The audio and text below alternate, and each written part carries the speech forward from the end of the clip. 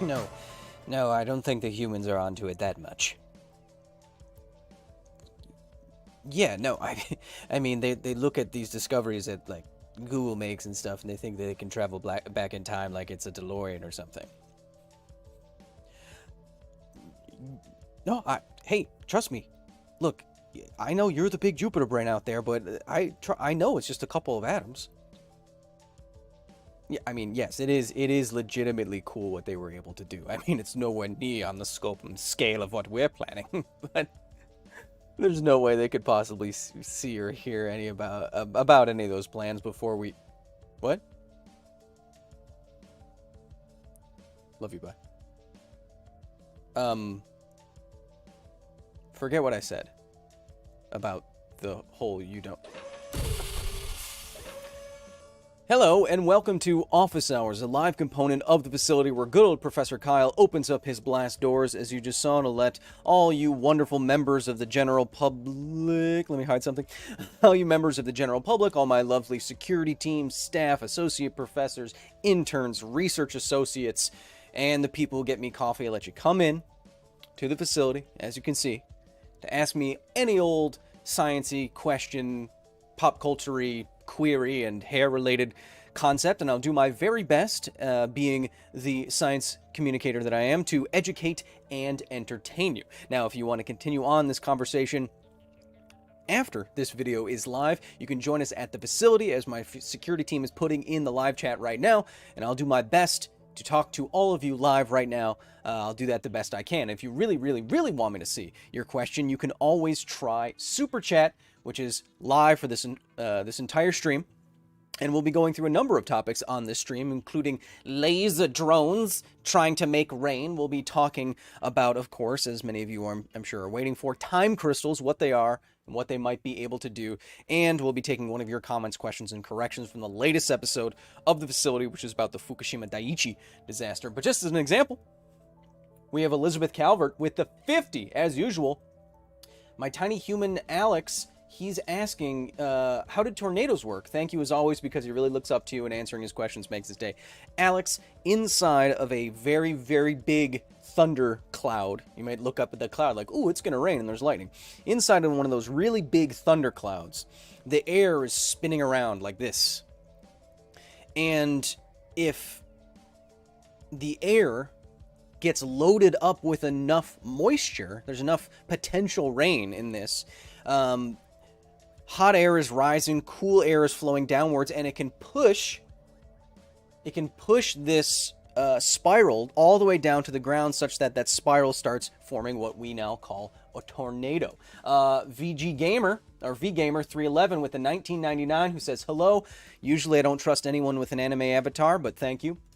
Chef Smoke, one of the OG supporters of the facility, with the 20, Expanse Magic the Gathering set coming when? Well, the creator of the head designer of Magic the Gathering, Mark Rosewater, said, he asked the community, he's like, would you guys like a space-themed set? Would that be cool? I'm like, hell yeah. We have Sage Spiritos with the 10. Is it possible to attach a spinning paddle, small turbine, to a home's incoming water line using its pressure to create hydroelectricity? Would it be enough to power a home or charge an electric car? I don't think the water pressure coming to your home isn't all that much, and the volumetric flow, the gallons per minute or whatever it is, it's not going to be economical to create something like that. I don't think it's going to be able to charge your car, no. And you're still paying for the water, and if there's inefficiencies in the water line, since it's pushing on this paddle that you're installing, trying to break the system, Sage, that's going to reduce water pressure in your home. It's probably going to be annoying.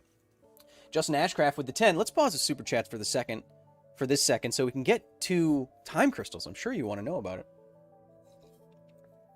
I just learned, people have been asking me about time crystals for a long time. I only just now looked into it. They're less confusing than I thought they were. I didn't look into them in the first place because they seemed confusing, and confusing things annoy me. So we'll get into it. Justin Ashcraft with the 10 says, hey Kyle, love the show. When I saw the article over the weekend about Google's time crystals, I immediately thought, man, I hope Kyle does an office hours on this. So here's a simp for being awesome. Well, Justin, you're getting your wish. Tez, the 5. Do you think the cost of genetic retrograde therapy will become cheaper for people like me with retinal degeneration? I have no idea. I have no idea.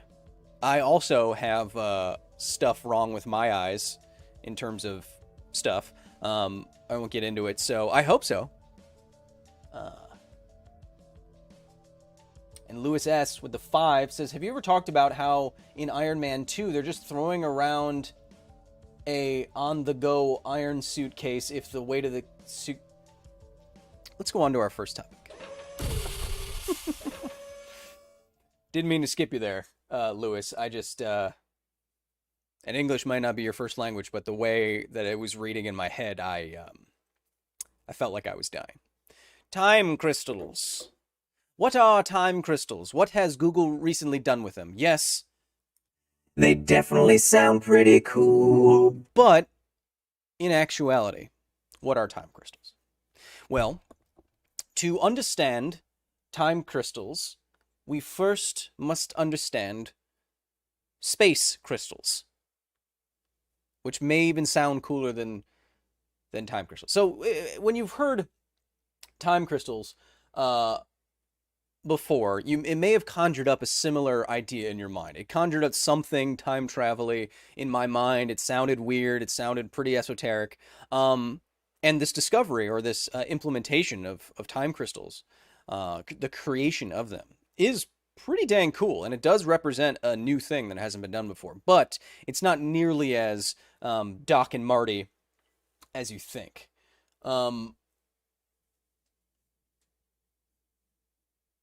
Yes, sorry. I'm reading. Aaron Bagel, lovely hair with a 5. Hey, Kyle, cooking related question. Why does some water start turning into steam before reaching boiling temperature? Does the surface boil sooner? Well, it's not a perfect application of heat from your stove, right? So I'm guessing some areas of it are hotter than others. And what you might be seeing is might be evaporation as well, and condensation, and not necessarily steam. Time crystals. What is a crystal? A crystal is a geometrically repeating arrangement of atoms. So take this diamond here. If you look down at the microscopic, nanoscopic level of this diamond, you would see carbon atoms.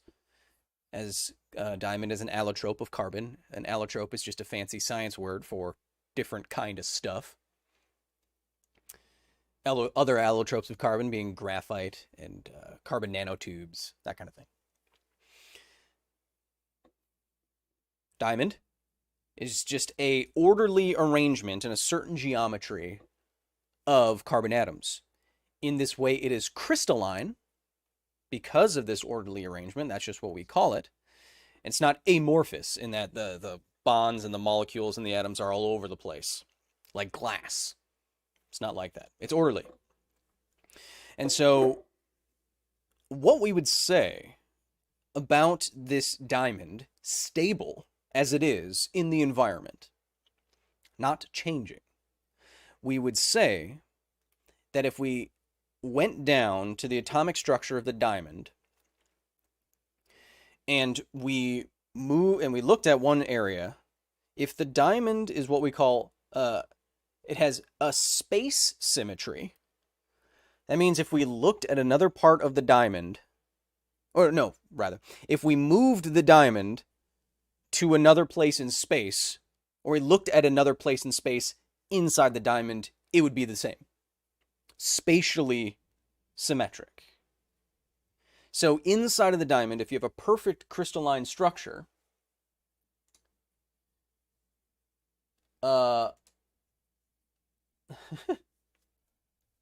perfect crystalline structure, it is spatially symmetric. Now, this spatial symmetry inside of a crystalline structure, a lattice, if you will, isn't always perfect. Well, I guess I'm giving you the idealized case. A diamond, it's not spatially symmetric past where the diamond is. The edge of the diamond, if you go to that place in space, it's no longer the same diamond structure, right? You've reached the edge of the structure. It's not spatially symmetric everywhere. And inside of a diamond, it's not perfect either. There's imperfections as I'm sure you know, instead of having a perfect arrangement of little balls and little lines connecting them, you can imagine sometimes there's breaks or joints that are weird and it's not all perfect. So inside of diamonds are not perfectly spatially symmetric. However, an object in equilibrium with the environment, every state of matter, every phase of matter that we know of in equilibrium, like we were talking about steam earlier, every phase of matter in equilibrium with in equilibrium with the environment is what we would call time symmetric. Which is to say, if it's in equilibrium and I measure it again 5 minutes from now, it should be the same. If I look at this diamond 1 year from now or 10 years from now, it's going to be the same.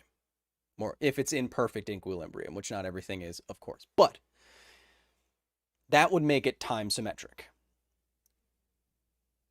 An amazing thing about science and the scientific process and the laws of physics themselves, the laws of physics are time symmetric. Where if I want to try to validate, if I had a time machine and I wanted to try to validate Einstein's theories of relativity by looking at how light was bending around the sun or whatever during an eclipse, which has been done by Eddington, was that? Anyway. If I went back in time and did that 10,000, a million years ago, I should get the exact same result because the physics hasn't changed. Physics is time symmetric. The equations are time symmetric. Now, wouldn't it be weird? Well, so let's go over what I just said. Beep boop. So let's go over what I just said. If you have a lattice-like crystalline structure here, if you move through space, if you had a perfect crystalline structure, it would be spatially symmetric. But you can see on the right there, it says an ordinary crystal breaks spatial symmetry because it's not, you can see some imperfections in the structure here. Okay, so that's what you'll see people calling breaking spatial symmetry in physics. Again, if this was a perfectly repeating structure, it would be spatially symmetric. So if that's a space crystal, what is a time crystal? A time crystal, then, would break time symmetry, right?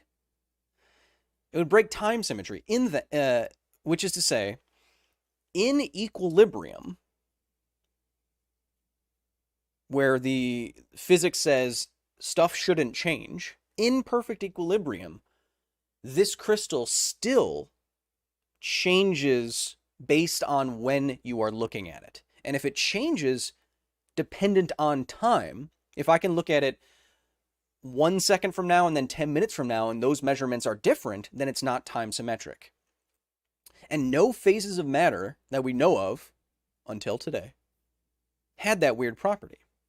So enter this giant thing that Google made. It is, all those tubes and stuff are, how do I say this in the least complicated way? That makes stuff cold. It makes stuff super, super cold. So you can get sheets of aluminum that become superconducting. And then with these superconductors, you can, at the very basic levels of atoms and electrons, you can create quantum systems that are interlinked such that you can create a quantum computer. So instead of using bits, ones and zeros, coded by electrons in circuitry, you have qubits that are basically the same thing, but since they're linked to quantum systems, the weird thing about quantum systems, one of the weird things, is called superposition. So a qubit can be both a 1 and a 0 simultaneously. So a quantum computer, in theory, can do crazy stuff. One of these crazy things was set up an honest-to-science time crystal. Okay? Hope you're still following me here. Okay, so we are talking about, scientists have been theorizing for a while and trying to find and discover a equilibrium state of some crystal or arrangement of atoms in a repeating structure that was not time symmetric. Okay. And what they did was, using highly sophisticated equipment like you just saw, beep, like you just saw there, what they did, and this is where it gets a little technical, guys and girls and theys, okay? What they did to get at these quantum systems, and to create a quantum system linked together, quantum computer style, to get at time crystals. I know, it's a lot of jargon. But what they did is essentially trap electrons in an area. In a small area, of course. But then those small electrons trapped in an area by barriers, those small electrons still had some random quantum wiggling to themselves. Because, as you might know, matter at the very basic level can be described as a particle and a wave. Particles can be described as particles and waves, like electrons, photons, those kind of things. And this wave is not like a water wave. Instead, it describes a range of possible locations, a probability wave that this particle could be when you try to look at it. And so they made this probability wave such that the electrons would only be in this small space. But inside this small space, there's still some wiggle room to get quantum weird with it. And so when they got all these electrons together, and they all kind of started orienting themselves to one position or the other. Now, one of their ways to orient themselves, they can magnetically orient themselves, which is what physicists call spin up and spin down. It's orientation of their magnetic moment. They can kind of orient themselves like that, top left. And then what they did is they started firing a continuous laser pulse. That doesn't make sense. They fired laser pulses at this collection of stable particles. And what that did was it made the quantum jiggling enough that it flipped to a different yet equally stable configuration. Now you had a collection of atoms that in a equilibrium state, in that these electrons are not absorbing any net energy from the outside world, from this laser that's jiggling and tickling them. In an equilibrium state, over time, you have two different equal states. This means that whether or not if you look at this collection of atoms at two different times, they might look different, even though they're both in equilibrium, which means that this collection of particles is not time symmetric, which would make this a new state of matter, a new phase of matter, rather. And that's exactly what these scientists did. So, to recap, well, and I got this from Quanta magazine, which is a good, fun magazine for physics nerds. So, what I'm describing, when I described it first, was this many-body localization. This was a way to bring particles into one area and corral them into one area, and they can get stuck through random interference with each other. But then they kind of orient. And then this eigenstate order, don't worry about that term. They have multiple, this now this localized collection of bodies now has more than one solution to the equilibrium state. And to get them to flip between equilibrium states, you give them a little bit of energetic push, and that is a laser. So now the time crystal, as we described it, you can see a period where it oscillates between two different but equally valid equilibrium states, making it a time crystal. Now, Kyle, I hear you saying, what you just described does not sound like it looks like that at all. No. Here again, which is why we were, Ulamaru says it sounds like some sort of atomic pendulum. Exactly. Exactly. We're not talking about, and this is why I was confused at first too. I'm like, what are these headlines talking about? It's almost like they don't describe what they're talking about very well. A time crystal is nothing like any crystal you've ever seen before. When people and physicists talk about time crystals, they're talking about a few atoms that are oscillating between equilibrium states like an atomic pendulum in a quantum system. That's it.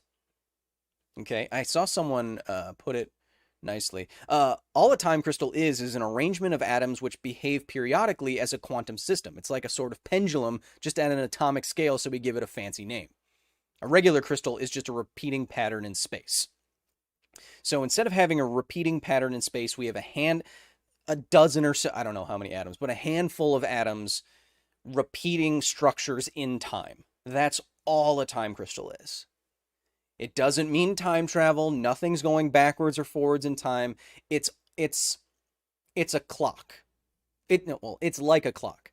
If you were to look at the clock on your wall and you measured it at 12-hour increments, you would see it's in two different orientations that repeat each other, that are both equally valid. That is a non-time symmetric system, but the difference here being that your clock needs energy. It needs power, or needs power from batteries, and that makes sense. It can break time symmetry in that way. What's interesting about time crystals, what's more interesting, I'm describing them in a way that sounds kind of boring now, but what's interesting is that they can do this with no energy required, or no net energy absorbed by the system. Which means time crystals kind of break the laws of thermodynamics. Now, Kyle, you also may say, but there's a laser here. Yes, theoretically, time crystals, which probably don't exist in nature, because this is a highly specialized system, very complicated. But Kyle, these time crystals have a laser shooting them. What about the laser? Yes, physical time crystals, as we've been able to create them in rarefied laboratories, don't really become a perpetual motion machine because they're powered by lasers. But as I'm reading Dr. Paul Matt Sutter, physicist, quote, time crystals are a bit interesting, though, as far as symmetry breaking goes. Before their construction, all other symmetries of nature had been found to be broken somehow, somewhere, except for the one connected to conservation of energy. But now we have an example of that conservation of energy symmetry being broken, too. Does this mean we need to rewrite all of our laws of physics because it can break conservation of energy with this kind of setup? Well, Dr. Sutter also says, well, the laws of physics predicted the existence of time crystals in the first place, so no, not really. Nerdy Loki with a 20 says, but Kyle, wouldn't a handful of atoms be a lot? Yes. You trying to flex on me there, big wheels? Thomas Hadrick with the 20 says, hey Kyle, did you miss me? I have missed you. Been busy doing stuff and things. So on to the question, we know what and how time crystals, but why time crystals? Perfect. So what could a time crystal do? Well, anything that changes in a repeating way could be used as something like a clock, a very precise, no, I don't put that down. A clock, a very precise clock, like an atomic clock. But as far as I can see, and as far as I can gather from what I've read, there is no current practical application that is going to blow your mind for time crystals. It is a new phase of matter that's interesting for that reason. It used incredibly technical machinery and science to get to this new phase of matter. But again, it's not like it's going to allow you to travel back in time. It's not like the time crystals that we're talking about, you wouldn't be able to see on the, like, it wouldn't even take 1 pixel on your screen right now. It's nanoscopic. Okay. So no practical applications right now, but as one of the physicists said, which I like a lot, I forget the exact quote now, but they said that time crystals, because of their behavior, are very peculiar, and peculiar things often become useful. And I like that. So that, I don't know if you followed everything that I said there. It changes through time. It's a couple of atoms. You get it.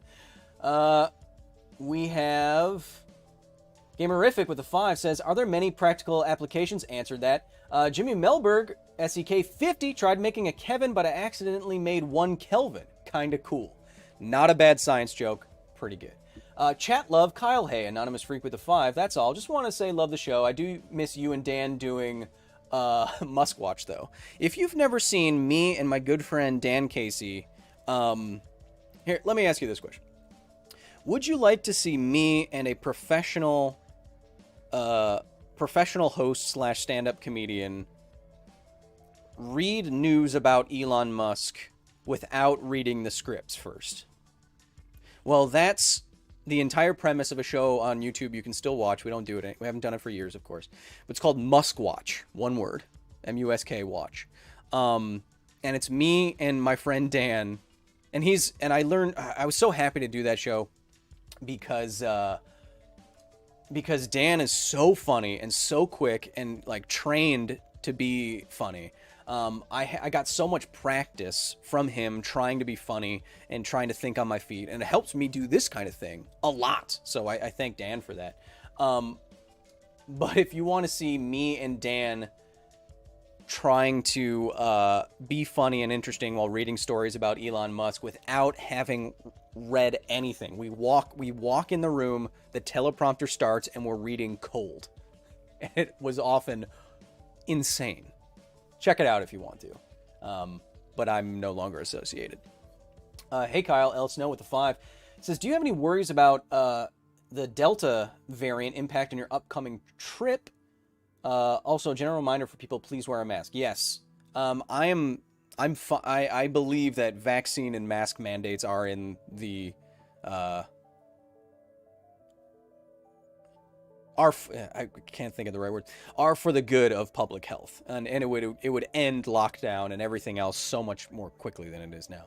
Am I worried about it for my trip? Well, I am going to Chernobyl, and if I can make it past just sitting on a plane with a couple of people, there's not many people around Chernobyl, so it's not like I'm going to Tokyo, so it's not as bad.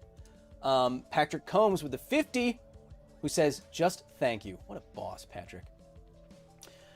Nicholas Starlo with the SEK50 says, science is often, quote, this is weird, let's spend a few $1,000,000 finding out how weird. Well, yeah. Wouldn't you do that?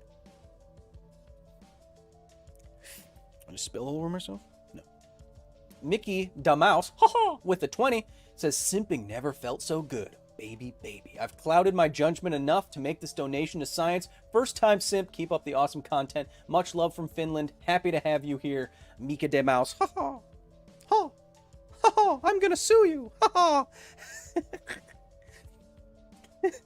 Joke's on you, Scarlett Johansson. Ha ha. We'll release everything on our platform. Ha ha.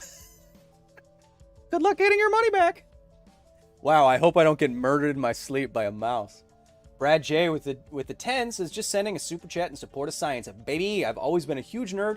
Keep it up with new and fancy science gadgets and concepts. So here is the science. Appreciate that, Brad. Morgana, the 5 says started watching The Expanse after watching your previous videos about it. Absolutely the depth real physics adds to the drama. The Expanse is the most scientifically accurate sci-fi show ever made, and it's one of my favorites. Do you guys think I'm going to be assassinated by Mickey Mouse? I hope not. Wow, we talked for a long time about, haha. Gorsh, you're gonna get assassinated. Man, I hope not. We actually have another topic to go through. Usually I don't have another topic. A quick one that I wanted to, get at. Because many of you... You like that? Many of you sent me this and saying, wow, Kyle, did you send them some of your supervillain tech? First of all, shut up. Second of all, no.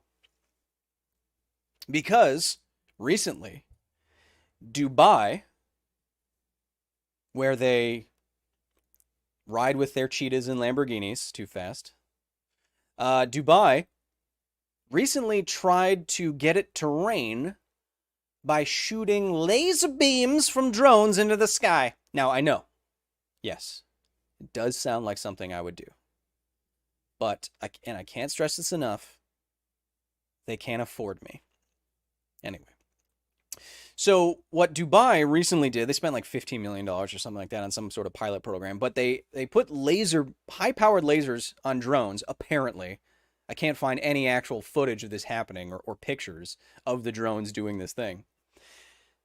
But they say that they fired laser beams into clouds and they made it rain. Now, I don't really believe information coming out of places that don't have a whole lot of awesome track record with truth-telling, but I'm not making any specific accusation. But what's interesting here is that there is some scientific precedent for cloud seeding, so to speak, with laser beams. So you may have heard of cloud seeding before. Cloud seeding is an idea that you can induce rain by putting stuff into the clouds. Now, rain forms when the conditions are correct. Duh. But the conditions are correct for water vapor to collect around some little piece of something, whether it be a little bit of ice or some dust. But this ice or dust acts as a so-called nucleation site, and these nucleation sites often have some charge to them because particles are bumping into each other inside of a thunderstorm or rain cloud. And this charge and these nucleation sites will bring together water vapor until it gets too heavy and it falls out of the sky as rain. Now, one idea, the most famous idea, rather, for cloud seeding, you put little silver particles. You take like dust up into the sky in an airplane, and you dump the dust over some clouds, and you hopefully force all those nucleation sites to happen. Now that I'm saying it out loud, it's exactly the same thing as putting a Mentos in Diet Coke. A Mentos, with the incredible surface area, the pits on the surface of the candy, that provides the nucleation sites for carbon dioxide bubbles to form. So this is kind of the same thing. Throwing dust into clouds to get a cascading effect of nucleation to make it rain. And in theory, do something like this. But how do you do it with lasers? Calm down, Greg. I'll tell you. Turns out that if you fire a high-powered laser in pulses through the air, scientists often have to remind us that air is stuff. We don't think about it very much, but air is stuff. And if you shoot energy into stuff, stuff can happen inside the stuff. And you can quote me on that. And if you fired a high-powered laser through the air in pulses with sufficient energy, little pockets of air can heat up so much that the atoms themselves kind of get ripped apart and ionized. Molecules like diatomic molecules like nitrogen, oxygen can get ripped apart. Electrons get kicked off of atoms, that kind of thing. And now you have a plasma. And now once you have a plasma, how energy moves through that plasma can change. Just like how light can move differently through water or through air when it's of different temperatures. But if you fire the lasers in a specific way, it can self-focus. Just with the heating profile, the intensity profile of a laser, with more energy coming in the center of the beam, less on the outsides of the beam, you can get this phenomenon where the energy kind of focuses it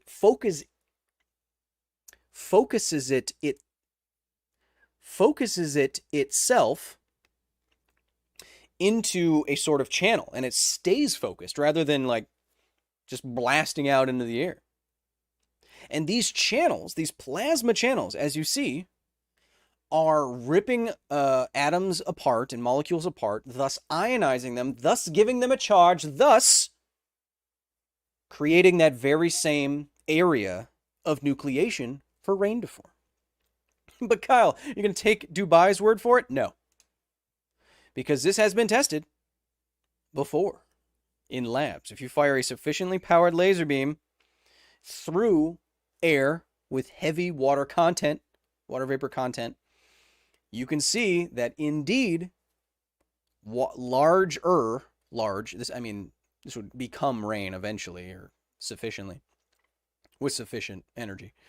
But you see, the difference between this area and this area is that large droplets are forming around the laser beam. And so in this way, you could fire strong lasers into a cloud and get some rain to form. In theory. And this is what Dubai said they have done. Again, take it with a nucleating grain of salt, because I can't find any other information about it anywhere, aside from just news organizations saying that they did this. So I'm not saying I don't believe it, but the theory is there, and the theory is interesting. And now that I'm saying it out loud, 1 second, I just need to subscribe to some magazines. 1 second.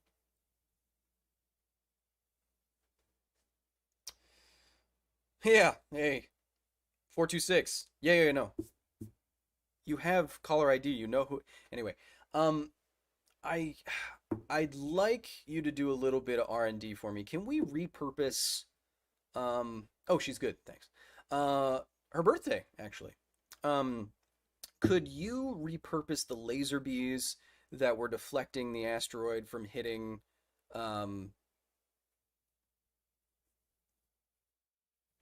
southern Texas?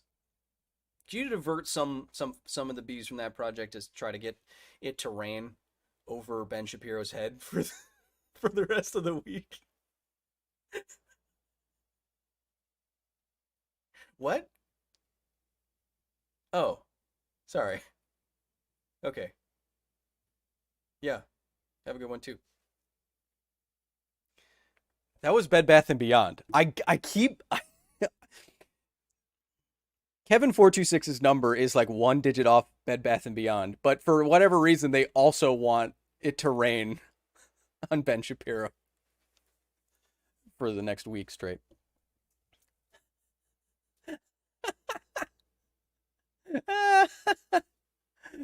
Whoo! What do you have to say? Do you guys see the labs yet? I don't think so. Ooh, baby. Diploform says laser bees? No. Thomas Hadrick says laser bees are better than laser sharks, better than laser drones. Laser bees being as numerous, bees with lasers being as numerous and industrious as they are, they could probably wipe out a lot of our crops pretty quick. What if they just zapped all the flowers and then there was no more pollination of stuff? That would be a catastrophe. We got Ray Jarena with the 10. Says, a Kevin in water filtration created a religion based on 1995 box office flop Waterworld. He demands we save all of our pee and call him the Costner. Please send help. Avoid drinking anything. Dang it! What?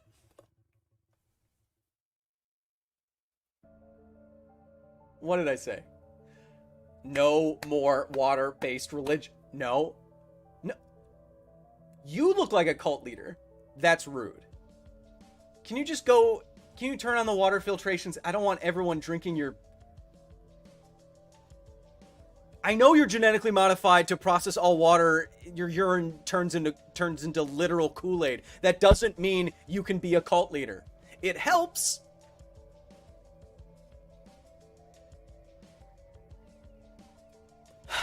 You see what I have to deal with here? It's a lot. Like, you make one little mistake in the gene code and they're all bleh, gonna start a cult. I don't know where they get it from. Grin Reaper of Trolls, back at it again with the 1999. What would happen to particles/radiation a ship inside a warp bubble runs into? Would the particles warp around it, or would they hit the ship like bugs on a windshield? The problem... So in a warp drive, you're compressing space in front of you and extending it behind you. Like, hey, I still have this. This is how a warp drive works, explained with a slinky. Now, usually, if this tube is space-time, a continuum of space-time, and this astronaut is you, usually you just move through the tube. And the problem with moving through the tube at light speed, or close to light speed velocities, is that even in space, there's stuff. And if you hit stuff at near light speed, you will die. So even though there's only a few atoms per cubic centimeter, few atoms, like 2 atoms per cubic centimeter, in space, if you start hitting all of that at light speed, I believe the math works out, because I looked into it once, that you will be fatally irradiated within 1 second. You'll be dead. What a warp drive does instead is instead of this little spaceman, or spaceman, if you're nasty, instead of him traveling through space, you travel space through him. So I'm going to... Now watch this. Okay, so the spaceman is right in front of my nose, right? Nose bridge. Worf, report. Man. I mean, of course Worf belongs on the bridge. Look at the bridge of his nose. Anyway, so if this is in front of the bridge of my nose, now watch what happens if I let space extend behind the spaceman and compress in front of the spaceman. See how he actually has moved? But he hasn't moved. This is the coolness of warp drive. So I think warp drive gets around the radiation problem, kinda, to answer your question. That was a good warp joke. And if I see any comments about it not being a good warp joke, good. We're actually chugging right along here. So why don't we get to our comments and questions on the last episode of the facility, and then we will come right back for more of your comments and questions to round out today. Turbo Tuesday, fastest day of the week. Woo! So, peer review. As I'm wont to do in every episode of Office Hours, I like to take some of your comments, questions, corrections, things that made me go, for the latest episode of the facility, and I highlight them. I give you a plaque. Kevin gets you a plaque. You become an honorary member of the facility, enshrined forever in some book somewhere. In the last episode of the facility, if you haven't watched it yet, it is our latest entry into my Half-Life Histories documentary series. It's a 25-minute video about the Fukushima Daiichi power plant and its nuclear disaster, the tsunami in 2011, the epidemic of ghost sightings, that happened in this area of Japan after that. I'm really, really proud of the video. I think it turned out well. I wrote the dang thing and it still gave me chills. Um, so I'm very happy with how I wrote it and how it turned out. So if you haven't watched it yet, it would be one of those videos where it's like, well, if you haven't seen anything that I've done, maybe watch this one. It's pretty good there as an example. Anyway, of course, along with a very serious video like this came along a lot of serious comments, and I'd like to highlight just a couple of them. Silas M. said, this low-key almost made me want to cry. These documentaries are literally top tier, and I wait for them every single time. Love these so much. Keep making these videos. Thank you, Silas. I'm going to try to make... I've been doing 1 Half-Life Histories a month for the last 8 months. Dang. So I'll continue them as long as they continue to do well. This one isn't doing as good as the last one, which went kind of viral, but... oh, just wait. In a couple of weeks, I'm traveling to Chernobyl, and you best believe that I'll be trying to make something pretty incredible there, if I can. And there's many comments, a lot of people talking about serving over in Japan or having friends or family who are stationed in Japan in the military, sharing their stories. But I wanted to highlight Epic Mustache here for a specific reason. Epic Mustache says, I never realized a scientist could be so great at telling ghost stories. This gave me chills. Also, thank you for mentioning the part about ghosts are real enough to the people who experience them. When my sister passed away, hearing her laugh was the only piece that I knew for months. So first of all, Epic Mustache, I'm incredibly sorry for your loss. Not sure what happened. That's your business. And we don't want to make light of that or anything like that. But I did want to highlight your experience a little bit because it's not easy to share things like that with a crowd. So thank you. But also, I intentionally, me being a science person, the question of whether I believe in spirits or whether I believe in the paranormal, whether I believe in ghosts, is a question that I like to answer or not, depending on the context, right?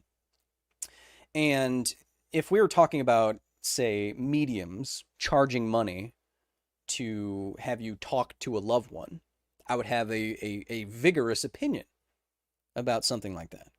But in the context of talking about people who went through what was, I mean, the single greatest loss of life in their country since 1945.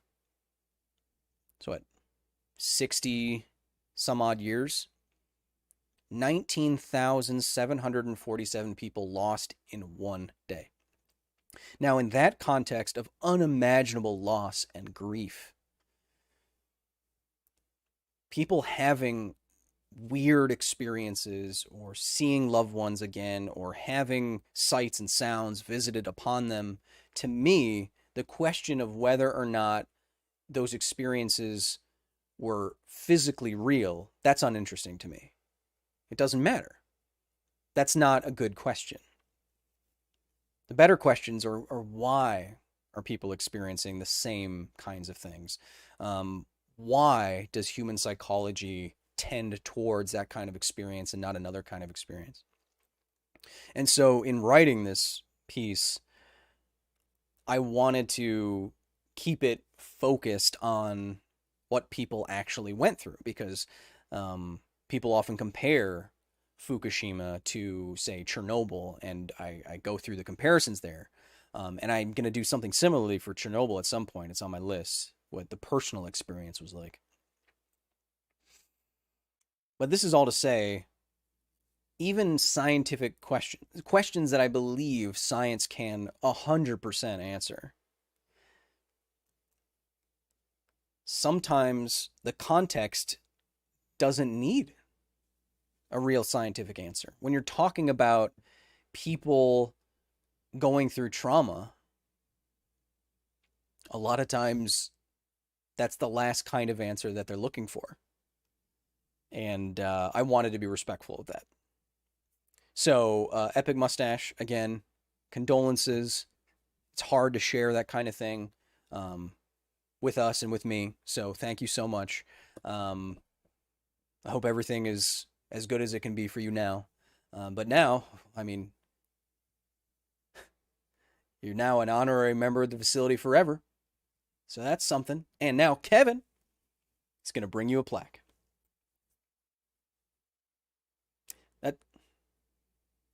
This is the 63rd time you've messed this up. That's not a plaque. That is a pure 1 pound, 99% pure copper ingot? No, I'm not giving this away. This is way too cool. People raid buildings for copper. I'm keeping this.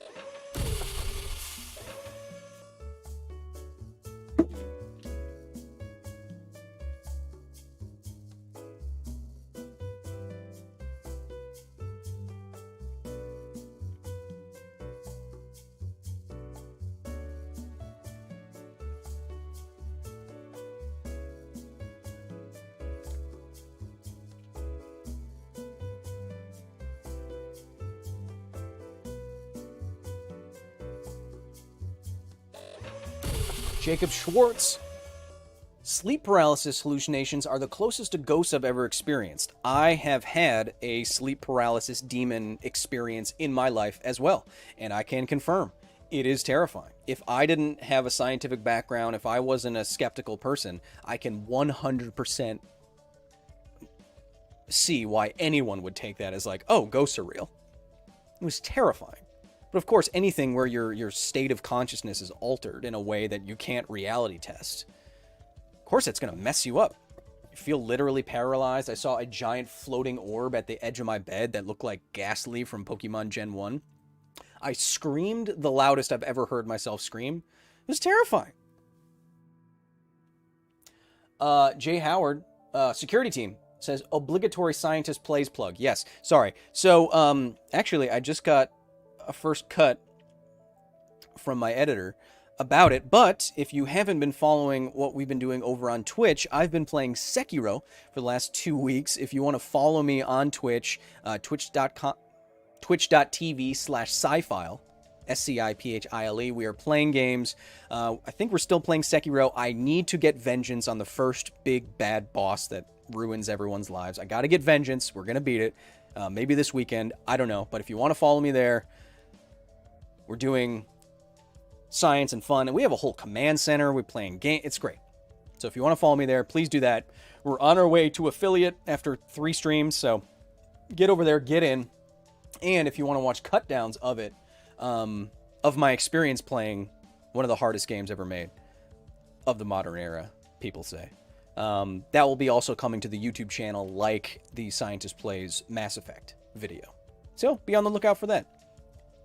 Kyle, you publish so much content. I know. It's almost like if I don't, I'll die. Kaylin Andy. Oh, Kaylin Andy. Cool name. With the Australian $14.99, Patrick Combs coming in with another 18. Cheers, you legend. Lord Krazar says, I'll be there cheering you on, baby. Ulamaru says, I would love to see you do a Scientist Plays for the Dead Space remake when it comes out. Absolutely. There are some really good games for being sciencey, and Dead Space is one of them. Dead Space is one of my favorite. I don't like horror games. Dead Space is the exception. It's so good. Also, another exception in the horror genre, I just got BioShock Remastered. If you'd like to see a Scientist play BioShock Remastered on stream, we'll do it. Christopher says, you are on Steam? Yes, but I will never tell you my name. It's to the point where once the facility Discord, like Magic the Gathering tournament starts up again, I will either be writing, filming, streaming, or sleeping. People send me messages on, people send me friend requests on Discord and Steam and all that. I see them. Thank you. I just don't have time to play without. I don't have time to do my hobbies without monetizing them. Isn't that sad? That's where we're at. Kaylin Andy, another $14.99 for getting my name right. Hey, Aussie, Aussie, Aussie. Oi, oi, oi, you're welcome. I lived next to a couple Australians for a while. I love them. Jay Twisted with 20 says, hey Kyle, love the show. Just simping for science. Bioshock is amazing. I agree. Do Bioshock. Paradox says he's not going to read this. Oh, here's a paradox. I did. You're wrong. Think about that. Nick Moore says, could you ever do a collab with Roanoke Games when you cover Dead Space? I don't know. Is that a channel or is that who made it? That's who made it, right? I'll reach out. Sure, why not? I have people that can send emails. Aaron Short says, please stream Magic the Gathering. I might. Once we start up the tournament back on the Discord. It's not doing that. You don't like it. Once we start up the tournament in my Discord again, then if everyone who's playing with me is okay with me publishing or streaming what they're saying and what they're doing, then fine. But if they're not, I'm going to keep it private because some things are best kept private. Weird, right? If you're younger than me, that might sound crazy, but I would like to start normalizing shutting up. Wouldn't it be crazy if just for 1 second someone didn't have something to say about anything? Roanoke Games is a sciencey YouTuber. Yeah, okay. I don't know. Nunya Business with a 19 says, are you going to do nuclear submarine slash carrier accidents in one episode or as a smaller miniseries? Also, can you dispel some of the myths about thorium? Two separate questions. I do have a Half-Life histories of a nuclear submarine disaster on the books. So, I think so.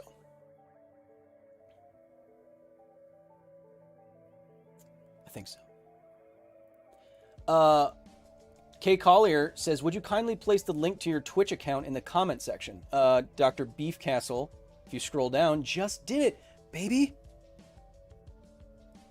Brother Sid picks out my Bo Burnham reference that I just,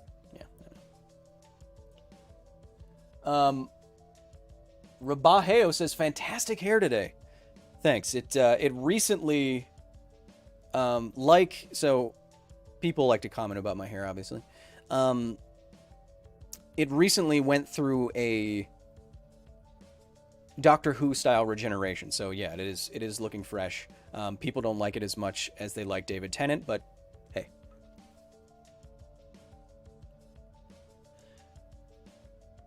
Abby says, how do people just shut up? I can't do it. And then she retracted her own message.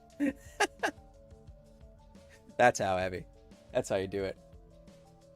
Just a couple more minutes, two or so minutes. If there's anything else you want to see. What haven't I shown you? Oh, okay. So, yeah. Just a couple more minutes. But coming up this week on the facility, we are explaining the physics of spinning black holes and how you could use a spinning black hole as an advanced human civilization to steal energy from these cosmic calamities and power your civilization for all time. So that's what's coming up in the facility. Also, if you haven't seen the latest episode, which is all about Fukushima Daiichi, please go watch it and share it if it's resonant with you. Really proud of that. Plus, all the Half-Life histories have at least 1 million views, and I'd like that to continue to be the case. It works well with my brain.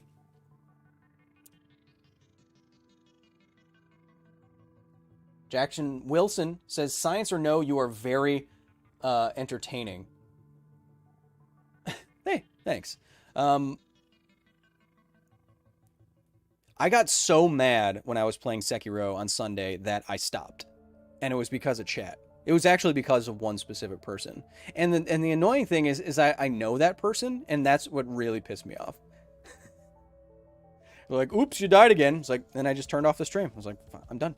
I was mad for hours. You know who you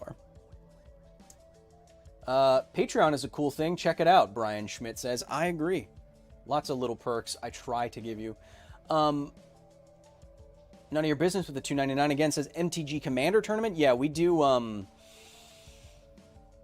EDH, an EDH league on the facility Discord. And with that, I think it is just about time to wrap things up. Thank you for joining me this week. Stay tuned for Black Hole Physics this week. Stay tuned for more Twitch streams this week. Probably I want to beat that first big bad in Sekiro, and maybe do I have to defeat the Monkey? I really don't want to, but I'll do it. And last stream, check it out because the VOD is still live. I did your baby's own very first speed strat ever, speed running strategy, and nailed it.